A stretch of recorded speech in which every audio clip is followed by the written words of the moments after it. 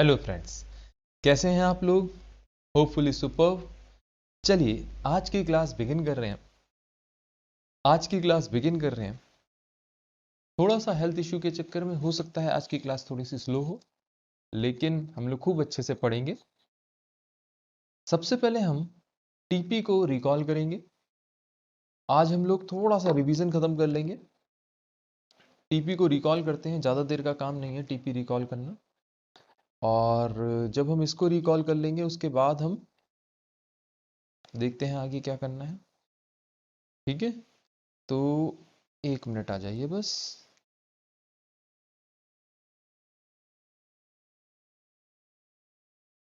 हाँ जी।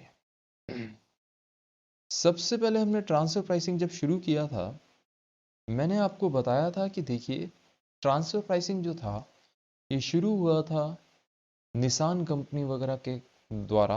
It was basically a case of saving tax in US and Japan by Nissan. It was smart playing by Nissan and the reversal was done by Coca Cola. ये चीज़ मैंने आपको पढ़वाई थी और इससे उन्होंने काफ़ी टैक्स वगैरह सेव किया था, जिसकी वजह से हमारे करिकुलम में मल्टीनेशनल ट्रांसफर प्राइसिंग भी आया है। एनी हाउ, हमें क्या देखना है, हमारे पास ट्रांसफर प्राइसिंग के अंदर, मल्टीनेशनल ट्रांसफर प्राइसिंग के अंदर टैक्सेशन इफेक्ट नहीं है सच। हमें ये देखना है कि हर हमारे पास कई डिविजन्स हैं, या लेट अस से 2 डिविजन्स है, एक सेलिंग सब यूनिट, एक बाइंग सब यूनिट। जो सेलिंग सब यूनिट है वो अपने गुड्स मार्केट में भी सेल कर सकती है लेट अस से, और वो इंटरनली भी ट्रांसफर कर सकती है। बाइंग सब यूनिट भी मार्केट से परचेज कर सकती है, लेट अस से इंटरनली भी परचेज कर सकती है। अब सबसे पहले दिमाग में हमारे को ये बात रखनी है कि इनका ऑब्जेक्टिव लेट अस से प्रॉफिट मैक्सिमाइज करना है, और लेट अस से ये रेलेवेंट कॉस्टिंग फॉलो कर रहे हैं ये देखने के लिए कि कितने कम से कम पे चार्ज करें, क्या ज़्यादा से ज़्यादा हमें चार्ज करना चाहिए। ये हमारा एक बहुत बेसिक सा कॉन्सेप्ट मैं लेके चल रहा हूँ। तो अगर आप ये रेलेवेंट कॉस्ट लेके चल रहे हैं तो आप क्या कहेंगे, आप कहेंगे देखिए सेलिंग सब यूनिट जो होगी ना वो क्या कहेगी, वो कहेगी मैं मिनिमम क्या चार्ज करूंगी। एक तो मैं रेलेवेंट कॉस्ट चार्ज करूंगी, साथ में मैं अपॉर्चुनिटी कॉस्ट चार्ज करूंगी। 2 थिंग्स मैं चार्ज करूंगी, एक तो रेलेवेंट कॉस्ट, सेकंड क्या, अपॉर्चुनिटी कॉस्ट। ये चार्ज करेगी सेलिंग सब यूनिट। अच्छा, बाइंग सब यूनिट क्या कहेगा? बाइंग सब यूनिट कहेगा कि देखो मैं ज्यादा से ज्यादा कितने पे करूंगा, मैक्सिमम मैं कितने पे करूंगा। वो कहेगा कि मैक्सिमम मैं जब पे कर रहा हूँ तो मैं ये देखूंगा कि यही चीज मार्केट में जाऊं तो कितने की मिलती है, सेम चीज मैं मार्केट में कितने की ले सकता हूँ। अच्छा, फिर मैं देखूंगा कि आखिरकार इसी चीज को यूज करके लेट अस से मार्केट में नहीं है, इसी चीज को यूज करके मैंने लेट अस से 2 रुपये और एक्स्ट्रा कॉस्ट लगा के कितने की सेल की, लेट अस से 20 की सेल की, लेट अस से 20 की सेल की। अब मतलब इसका मतलब ये है अगर मैंने 20 की सेल की और मेरी 2 रुपये और एक्स्ट्रा कॉस्ट है, अब मैंने प्रॉफिट वगैरह मैं बीच में नहीं देख रहा, प्रॉफिट मान के चलिए मैं कुछ नहीं अर्न करना चाह रहा, मैं परचेजिंग बाइंग सब यूनिट हूं, मैं कुछ अर्न नहीं करना चाह रहा प्रॉफिट, मतलब मैं मैक्सिमम 18 रुपीज देना चाहूंगा इंटरनल ट्रांसफर के लिए। मैक्सिमम कितने देना चाहूंगा, 18 रुपीज।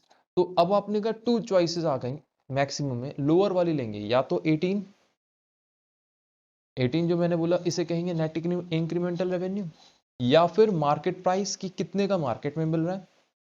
दोनों में से जो भी लोअर होगा वो टीपी पूरा वो नहीं होगा, उसमें से भी हम माइनस करेंगे। अब जो भी लोअर है हमने ले लिया, लेटर से 18 लोअर है तो 18 ले लेंगे, या मार्केट प्राइस लेटर से 15 है तो 15 ले लेंगे, what ever is the lower figure हम वो ले लेंगे।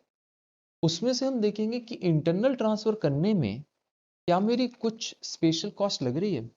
If that special cost is being incurred by buying subunit, I am not talking about selling subunit. If that is being incurred by buying subunit, such special cost shall be subtracted to calculate the maximum transfer price. बहुत सीधी सी बात है, अगर हम कुछ extra इनकर कर रहे हैं तो हम उसको सब्ट्रैक्ट कर देंगे ताकि हमें पता चल जाए कि मैक्सिमम टीपी हमारा कितना होना चाहिए। बताइए सबको क्लियर है? ठीक है ना? अच्छा, ये टीपी का बेस होता था। तो इससे हमने डिसाइड करना शुरू किया, हमने कहा कि यार मिनिमम टीपी और मैक्सिमम टीपी आ गया।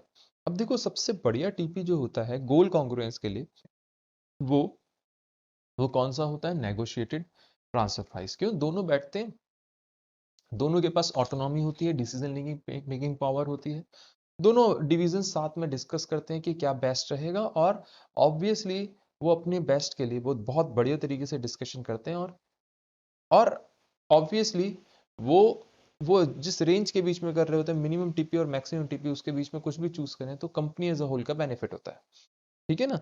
तो गोल कॉन्ग्रुएंस भी इसीलिए चल रहा होता है। इसके ऊपर हमने देखिए कई तरीके के क्वेश्चन किए थे।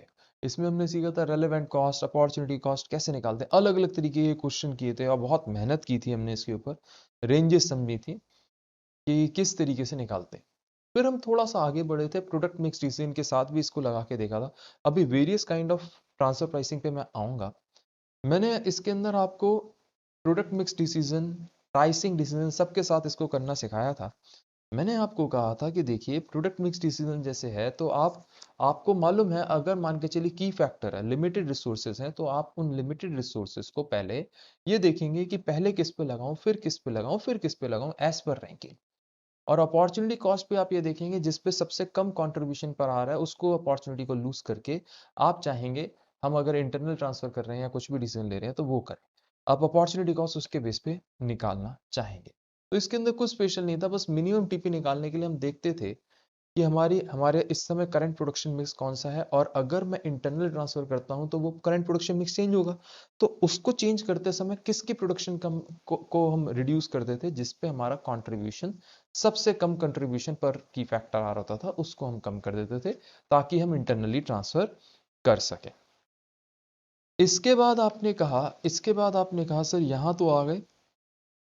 इसके बाद आपने कहा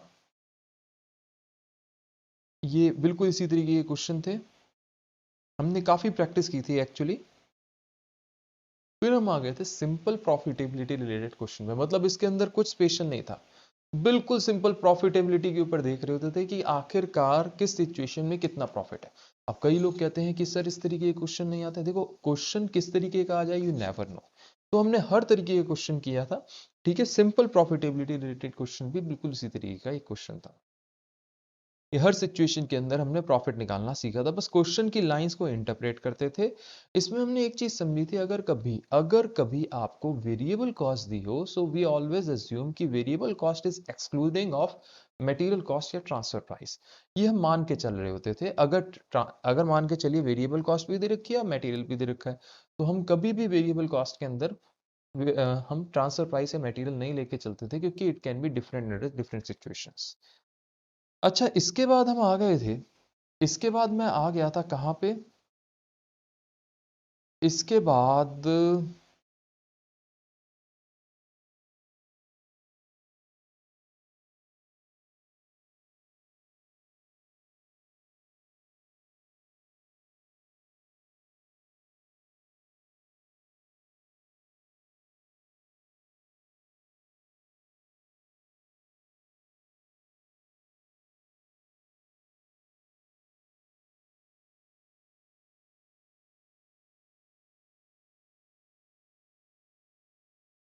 एक हमने समझा था कि टीपी निकालने के लिए ना कई बार एक अप्रोच फॉलो करनी पड़ती है, जिसके अंदर क्या होता है, हमारा प्रॉफिट या कंट्रीब्यूशन दे रखा होता है। क्या दे रखा होता है? प्रॉफिट या कंट्रीब्यूशन दे रखा होता है।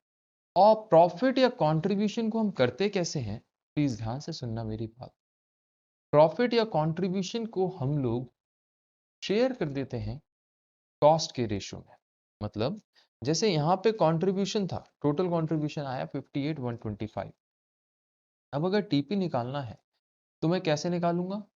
टीपी निकालना है इंटरनली, तो आप कहेंगे कि यार सर आप पता है क्या करोगे, आप कहोगे 5,000 एक्स, सबसे फर्स्ट डिवीजन क्या करेगी सेकंड डिवीजन से, एक तो 5,000 चार्ज करेगी, secondly it will charge 58,125 into 5,000 over 16,875। ये हम कहेंगे ये 16,875 है। तो आप कहेंगे ये इंटरनल ट्रांसफर होगा। अब ये टीपी, अब देखो इस तरीके से टीपी बढ़ता जाएगा, ऐसे यहाँ पे, ऐसे यहाँ पे। तो आप कहेंगे कि सर इंटरनली जब हम टीपी निकाल रहे हैं तो हम क्या करते हैं, हम कंट्रीब्यूशन को हम क्या करते हैं, हम कंट्रीब्यूशन को शेयर कर देते हैं या प्रॉफिट को शेयर कर देते हैं, वेरी कंट्रीब्यूशन को वेरिएबल कॉस्ट के रेशियो में, या प्रॉफिट को, आपने कहा कैसे, आपने कहा प्रॉफिट को हम कर देते हैं कॉस्ट के रेशियो में, तब टोटल कॉस्ट ऐड कर रहे होते हैं। आपने कहा देखिए इस तरीके से किया तो एक तो ये टीपी हो गया, वेरिएबल कॉस्ट हो गई, और आपने कहा कि सर और प्रॉफिट का शेयरिंग हो गया। इस तरीके से हम इंटरनल ट्रांसफर डिसाइड करते हैं। अच्छा, और भी कुछ था, हाँ, एक था मल्टीनेशनल ट्रांसफर प्राइस। इसके बाद हमने मल्टीनेशनल ट्रांसफर प्राइस भी सीखा था। हमने कहा देखो मल्टीनेशनल ट्रांसफर प्राइस जो है वो कुछ स्पेशल नहीं है। कई लोग इसको बहुत स्पेशल बोलते हैं, कहते हैं ये तो सिंपल सी चीज है, हम इंटरनेशनली ट्रांसफर कर रहे हैं तो बस ये देख रहे हैं कि यार इंटरनेशनली जब ट्रांसफर कर रहे हैं तो हमारे को किस सिचुएशन में ज्यादा बेनिफिट है। कई बार इसके अंदर रियल ट्रीटीज नहीं लेके चलनी हमें, लेकिन जो टैक्सेशन इफेक्ट है वो भी दे रखा होगा और उसके हिसाब से हमें सोचना होगा कि नेट बेनिफिट कहाँ पे है, कहाँ पे ज्यादा प्रॉफिट शो करने में मुझे नेट बेनिफिट है। ठीक है, जैसे हमने यहाँ पे हमने एक 1 और 2 क्वेश्चंस में डील किया था। सबसे लास्ट में हम आए थे स्ट्रेटेजीज बनाने। इसके अंदर ये क्वेश्चंस कोई सेट पैटर्न पे नहीं होते। There is nothing as such that this question will be done in this particular manner और this question will be done in that particular manner. तो आप क्या करते हैं, आपका जो भी क्वेश्चन आता है उसमें सबसे पहली अप्रोच आपको लेके चलनी होती है कि कंट्रीब्यूशन पर यूनिट निकालना है। अगर आप कंट्रीब्यूशन पर यूनिट हर पर्टिकुलर सिचुएशन में निकालना आता है आपको, देन मोस्ट प्रोबेबली आपसे ये सारे क्वेश्चंस बहुत इजीली बन जाएंगे, क्योंकि ये most probably contribution per unit पे ही टिके पड़े हैं और कुछ भी नहीं। बस हर सिचुएशन के अंदर में आपने यही सोचना है कि क्या मेरा कंट्रीब्यूशन पर यूनिट होगा। दोस्तों, जो सोच लेता है वो क्वेश्चन बड़े ही इजीली कर लेता है, जो नहीं सोच पाता वो दिक्कत कर जाता है। ठीक है, सबसे इंपॉर्टेंट इसके अंदर यही है। अच्छा, एक चीज और सुनना दोस्तों, ये जैसे ये क्वेश्चन, जैसे क्वेश्चन 48 है, ये नवंबर 19 में भी, नवंबर 20 में भी आया था। ठीक है, सेम क्वेश्चन आया था, थोड़ा सा फिगर, नाम और फिगर चेंज करके। अब जब क्वेश्चन आपके सामने आता है ना, तो कई बार क्या होता है, हमारे सामने क्वेश्चन वही उठ के आ जाता है, तो हम कहते हैं अच्छा ये क्वेश्चन तो पड़ा हुआ है। और हम गलती क्या कर जाते हैं, अचानक क्वेश्चन देख निकाल नीचे जा रहा था तो देख लिया। हम गलती क्या कर जाते हैं, हम इस क्वेश्चन को देखने के बाद ये सबसे बड़ी गलती कर जाते हैं कि हम सोचते नहीं कि यार there are possibilities, there are possibilities कि थोड़ा सा क्वेश्चन में कहीं ट्विस्टेड हो। तो जब भी क्वेश्चन सिमिलर आए, ये मेरी रिक्वेस्ट है, ये मत सोचना कि ये पढ़ा हुआ है। ठीक है, पढ़ा हुआ है तो याद अच्छे से आता है, लेकिन उसको ध्यान से दोबारा रीड करिएगा। May be there is certain small change जिससे क्वेश्चन का काफी कुछ चेंज हो जाए। बहुत छोटे से चेंज से हो सकता है क्वेश्चन काफी चेंज हो जाए। ये तो खैर क्वेश्चन वर्ड टू वर्ड आया था, कोई बड़ी चीज नहीं है, लेकिन आपके साथ ऐसा हो सकता है। जैसे उसी अटेम्प्ट में नेट नवंबर 20 की अगर मैं बात करूं, if I am not wrong, जो क्वेश्चन 5 आया था उसमें एक छोटा सा चेंज कर दिया था उसने। Question basically study material question था वाई कनेक्शन के ऊपर, तो लाइफ साइकिल कॉस्टिंग का क्वेश्चन था। उसके अंदर बस अंतर ये था कि स्टडी मटेरियल में पीवी रेशो बोथ ईयर का नहीं, फर्स्ट ईयर का दे रखा था, और उससे वेरिएबल कॉस्ट निकाल के हमें सेकेंड ईयर में लगानी थी। जबकि इजी कर दिया था इसने स्टडी में आपके एग्जामिनेशन पेपर ने, और उन्होंने क्या किया था, दोनों का अलग अलग पीवी रेशियो दे दिया था, जिससे आपको वेरिएबल कॉस्ट दोनों की आप निकाल सकते थे इंडिविजुअली। अच्छा, इसके अंदर मैं एक दो छोटी सी चीजें और बता रहा था। देखिए, याद रखिए, एग्जामिनेशन के अंदर बिहेवियरल एस्पेक्ट्स बहुत इंपॉर्टेंट है। तो ट्रांसफर प्राइसिंग जब आप रिवाइज कर रहे हैं तो आपको ये याद रखना है, जो भी आप इंटरमीडिएट प्रोडक्ट इंटरनली ट्रांसफर कर रहे हैं, इसके अंदर कई सिचुएशन होती है। कई बार इंटरनली वो फिक्स, मतलब कई बार एक्सटर्नली वो सेल नहीं हो सकता, कई बार हो सकता है। तो बिहेवियरल एस्पेक्ट समझने हमें हर टीपी के अंदर जरूरी है। तो मैं एक एक करके कॉन्सेप्ट बुक पे 9.1 पेज से शुरू कर रहा हूँ। सबसे पहला टीपी का मेथड था market price, market based transfer price. आपको भी याद है, ये बड़ा अच्छा टीपी होता था। क्यों? क्योंकि इसके अंदर हमें मालूम है जितने का मार्केट में हम सेल कर सकते हैं, सेलिंग सब यूनिट ये सोच रहा है उतना टीपी होना चाहिए, और उतने का ही मार्केट में हमें मिल रहा है, तो ऑब्वियसली बाइंग सब यूनिट कह रहा है कि टीपी मेरा उस हिसाब से डिसाइड होगा। ठीक है, selling sub unit, buying sub unit, TP उस हिसाब से ले रहे हैं। तो अब इसके अंदर क्या होता है, प्रॉब्लम ये है, ये तो सही है कि दोनों बड़े खुश होते हैं और गोल कांग्रेस भी होती है और कॉम्पिटिटिवनेस बढ़ती है इसके अंदर। उन्हें मालूम है कि अगर मैं एक्स्ट्रा, जैसे सेलिंग सब यूनिट है, वो कहेगा कि अगर मैं ज्यादा चार्ज करूंगा तो बाइंग सब यूनिट मुझसे ना खरीद के ही और she, the manager of buying sub unit will purchase it from outside market. तो the manager of selling sub unit performs effectively, वो अपनी कॉस्ट भी कंट्रोल करके रखता है सब कुछ। लेकिन लेकिन क्या होता है, लेकिन क्या होता है अब इसकी वजह से, अब हम ये तो सोच रहे हैं कि यार गुड्स इक्वली गुड होने चाहिए, लेकिन कई बार क्या करता है selling sub unit inferior quality के गुड्स अप्लाई करना शुरू कर देता है, देना शुरू कर देता है इंटरनली। तो उस चीज को बड़ा ध्यान देना है, क्योंकि अगर ऐसा वो करेगा तो उससे सबसे बड़ी दिक्कत क्या होगी, उसका बिजनेस जो है वो छूट जाएगा, बाइंग सब यूनिट लेने से मना कर देगा और फिर गोल कॉन्ग्रेंस नहीं आ पाएगा। तो हमें क्या करना होता है, इस चीज पे बड़ा ध्यान देना होता है कि इंटरनली जब गुड्स ट्रांसफर हो रहे हो, they shall not be of inferior quality. Share profit related to cost हमने पढ़ा ही है। इसके अंदर एक सबसे बड़ा एडवांटेज ये है, हम ट्रांसफर करते पे एक तो वेरिएबल कॉस्ट या टोटल कॉस्ट लेके चल रहे हैं प्लस प्रॉफिट, लेकिन इसके अंदर बिहेवियरल कॉन्सिक्वेंस ये है कि सेलिंग सब यूनिट हो सकता है, क्योंकि उसको मालूम है मेरे पास तो प्रॉफिट आ ही जाना है, जितनी कॉस्ट इनकर करूंगा वो सारी कॉस्ट मेरे को बाइंग सब यूनिट पे कर ही देगा। तो वो कई बार वो क्या करता है, वो कई बार एफिशिएंसी से वर्क नहीं करता। वो कहता है जितनी भी कॉस्ट लगेगी वो तो सब बियर करेगा बाइंग सब यूनिट, तो मुझे एफिशिएंटली वर्क करने की कोई जरूरत नहीं। इसके बाद हम आगे बढ़ते हैं। आपने कहा कि sir cost based transfer price क्या होते हैं। कॉस्ट बेस्ड ट्रांसफर प्राइस में आप कहते हैं कि सर ध्यान देना, कॉस्ट बेस्ड ट्रांसफर प्राइस में क्या होता है, आप कहते हैं कि सर ध्यान दीजिएगा, कई तरीके के टीपी होते हैं। आपने कहा variable cost, full cost, total cost. हम लोग क्या करते हैं, ये बेसिकली कब लगाते हैं, जब जब सेलिंग सब यूनिट के पास आप ये कह रहे हो कि आसानी से गुड्स मार्केट में नहीं बिक रहे, बिक तो जाते हैं, सेलिंग सब यूनिट कह रहा है मार्केट में इजीली गुड्स नहीं बिक रहे, और भी रीजंस हैं। आप कहते हैं कि यार सर ये जितनी भी कॉस्ट हैं ये तब लगती हैं जब मार्केट प्राइस बहुत ज़्यादा वोलेटाइल होता है, कुछ इस तरीके की सिचुएशन होती है। हम लोग इंटरनली या फिर कंपनी सेट करना चाह रही होती है टीपी, तो ऐसी सिचुएशंस के अंदर हम ये वेरियस टाइप के कॉस्ट के मेथड्स अप्लाई करके देखते हैं।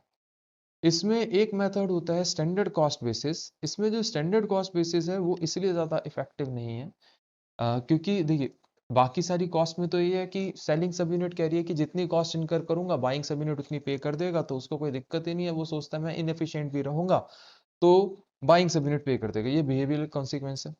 स्टैंडर्ड कॉस्ट में क्या होता है, सेलिंग सब यूनिट के पास सबसे बड़ी दिक्कत ये आती है, अगर वो कुछ भी हरकत करता है उसकी कॉस्ट एक्स्ट्रा हो जाती है, नहीं भी करता मार्केट सिचुएशन चेंज हो गई उसकी कॉस्ट एक्स्ट्रा लग गई तो भी उसको बियर करना पड़ रहा है, तो सेलिंग सब यूनिट इस केस में डिसग्रंटल्ड हो जाता है। वो कहता है कि ये तो जबरदस्ती मेरे पे आपने बर्डन डाल दिया कि अगर मार्केट सिचुएशन चेंज है तब भी मुझे आप स्टैंडर्ड कॉस्ट के पेस पे पे करने को कह रहे हैं, दिस इज नॉट प्रॉम्प्ट। ठीक है। अच्छा, अब कई बार क्या करते हैं कॉस्ट के साथ मार्कअप भी ऐड कर देते हैं। अब बाइंग सब यूनिट रोने लग जाता है, कहता है कि भाई इसने तो कोई मेहनत भी नहीं की, सेलिंग सब यूनिट भी खुश हो जाता है, सेलिंग सब यूनिट मालूम है इनएफिशिएंट भी रहेगा तब भी मार्कअप है, गारंटेड मार्कअप है।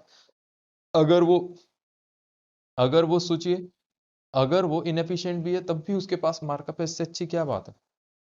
फुल कॉस्ट में तो ये था अगर मार्कअप नहीं भी दोगे तो भी गारंटेड क्या है, कंट्रीब्यूशन है, क्योंकि वेरिएबल कॉस्ट से ऊपर जो भी मिल रहा है उसको तो फायदा, जबकि फिक्स कॉस्ट तो उसकी संक इन नेचर है।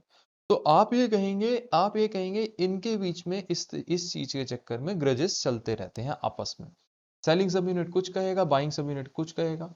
ठीक है, तो ये बिहेवियरल कॉन्सिक्वेंस है। तो आपका यहाँ पे हमारे साथ क्या है, अगर हम फुल कॉस्ट है एक्चुअल कॉस्ट चार्ज कर रहे हैं तो हम संक कॉस्ट चार्ज कर रहे हैं, चाहे मार्कअप ना भी करें, गारंटीड कंट्रीब्यूशन मिल रहा है सेलिंग सब यूनिट को। बाइंग सब यूनिट कह रहा है भाई ये तो जबरदस्ती मेहनत ही नहीं कर रहा, अच्छी कॉस्ट नहीं लगा रहा, जबरदस्ती ज्यादा कॉस्ट लगा रहा है, ये इनएफिशिएंटली वर्क कर रहा है। तो आपको आपको शॉर्ट टर्म बेसिस पे इसको रखने में कोई बुराई नहीं होती। नेक्स्ट हमें मालूम है नेगोशिएटेड, हमने शुरुआती इससे की थी। नेगोशिएटेड ट्रांसफर प्राइस में आपस में बैठते हैं, डिसीजन मेकिंग अच्छी होती है, ऑटोनॉमी होती है, आपको कंपनी की प्रॉफिटेबिलिटी और ओवरऑल आप कहेंगे गोल कॉन्ग्रेंस होता है। लेकिन इसके अंदर सबसे बड़ी दिक्कत क्या है, डिवीजन आपस में इस तरीके के कई बार डिसीजन लेते हैं कि वो सब ऑप्टिमल हो जाते हैं, decision company as a whole के हिसाब से नेगेटिव हो जाते हैं, जबकि उनकी अपनी डिवीजन के हिसाब से तो वो गुड डिसीजंस होते हैं। हमने कई क्वेश्चंस भी किए थे न्यूमेरिकल जिसमें इस तरीके की सिचुएशन हमने देखी थी। जैसे स्ट्रेटेजी बेस्ड क्वेश्चन में जो फर्स्ट क्वेश्चन किया था उसके अंदर हमने देखा था इंटरनल ट्रांसफर ना करके वो एक्सटर्नली सेल कर रहा था। क्यों, उसको 16 ए को 16 रुपीज पर यूनिट अर्न हो रहे थे, इंटरनल ट्रांसफर करने में 3 रुपये अर्न हो रहे थे। लेकिन हमने गोल कांग्रेस के हिसाब से कहा था कि उसको इंटरनल ट्रांसफर करना चाहिए, उसको एक्सटर्नली सेल नहीं करना चाहिए। ठीक है, तो आपने कहा ठीक बात है सर, लेकिन इसके अंदर सबसे बड़ी दिक्कत यह है, नेगोशिएशन बहुत टाइम कंज्यूमिंग होती है। कई बार इन दोनों के बीच में लड़ाई होने के चांसेस होते हैं, दोनों के बीच में कन्फ्लिक्ट तो है ही।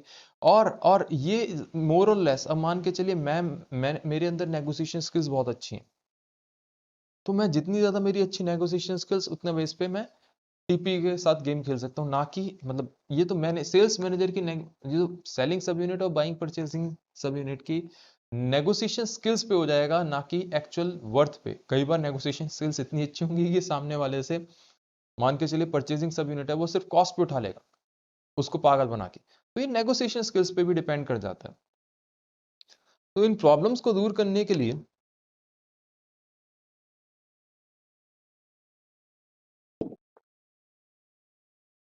हम लोग डुअल प्राइस लेके आए थे। हमने कहा डुअल प्राइसिंग और टू पार्ट प्राइसिंग, ये टू कॉन्सेप्ट्स हम लेके आए थे इन प्रॉब्लम्स को दूर करने के। आपने कहा कि सर डुअल प्राइसिंग और टू पार्ट प्राइसिंग, मैंने कहा बिल्कुल, dual pricing and two part pricing. अब डुअल प्राइसिंग क्या होती थी, हमने समझा था कि सेलिंग सब यूनिट अपने यहाँ क्या लेके चलती थी, जो जो भी वो प्राइस रखना चाहती है। हम कहते हैं लड़ाई मत करो, लड़ाई लड़ाई माफ करो। आप what you need to do is, dual pricing में सेलिंग सब यूनिट, भाई हमने उससे कहा तू क्या चार्ज करना चाहती है, उसने कहा marginal cost plus opportunity cost. हमने कहा तू वो प्राइस ले। बाइंग सब यूनिट से क्या कहा, तू क्या चार्ज करना चाहती है, उसने कहा मैं मार्केट प्राइस या सिर्फ वेरिएबल कॉस्ट या रेलेवेंट कॉस्ट चार्ज करना चाहती हूँ। हमने कहा तू वो रख ले। जो डिफरेंस है, तुम एक काम करो, तुम डिफरेंस को मेरे अकाउंट्स में एंड में सेटल कर देना, ये तुम कर देना। अब इसमें सबसे बड़ी दिक्कत क्या होती है, मान के चलिए कंपनी को एज अ होल को तो लॉस हो रहा है, लेकिन दोनों डिवीजन दिखा रही है मेरे को बड़ा अच्छा प्रॉफिट है।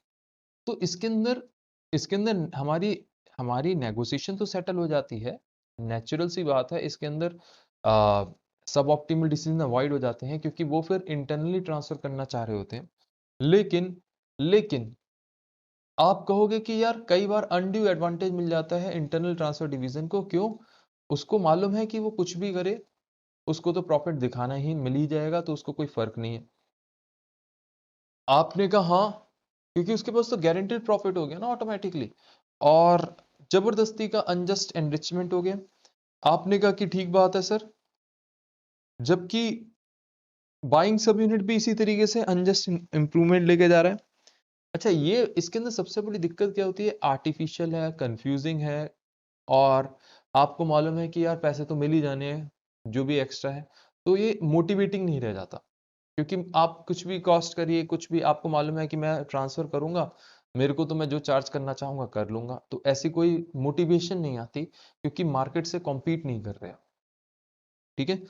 अच्छा, मिसलीड कैसे कर रहा है? आपने कहा मिसलीड इस तरीके से करता है कि बिजनेस तो, कंपनी एज अ होल तो लॉस में जा रही होती है, लेकिन दोनों प्रॉफिट दिखा रही होती हैं डिविजन्स।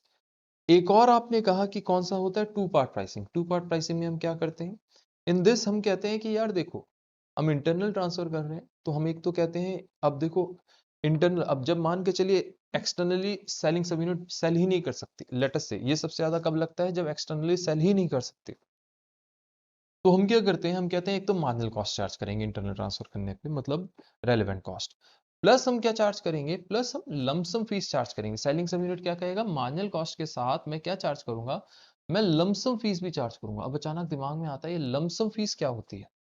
वो कहते हैं कि मान लीजिए मैंने आपको 10,000 यूनिट्स की कैपेसिटी की कहती है, आप मेरे को इस 10,000 यूनिट्स के लिए आप मेरे को इतने रुपए देंगे एट पर्टिकुलर इंटरवल।